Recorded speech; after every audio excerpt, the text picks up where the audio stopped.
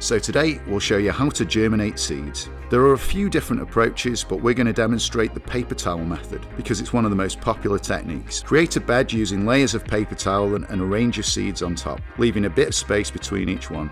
If they're too close, the shoots can get tangled. You want to handle them as little as possible, so untangling them can be dangerous. Give them a gentle misting with plain water and cover them up. There's no need to saturate them completely. The plastic container will stop the towel from drying out.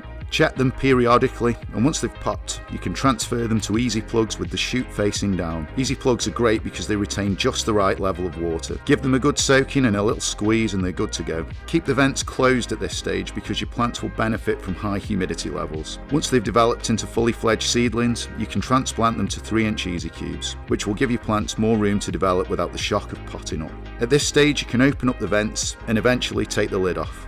If the grow space is too dry, then a humidifier will add in some extra moisture. The best way to gauge this is with a decent hygrometer, like the Air Comfort. CO2 fusion spray is also great for cuttings, seedlings and young plants because it increases rates of photosynthesis, speeding up development. For more information, visit our website or come and see us in store. If you've enjoyed the video, leave us a like, subscribe and let us know what you want to see next in the comments below.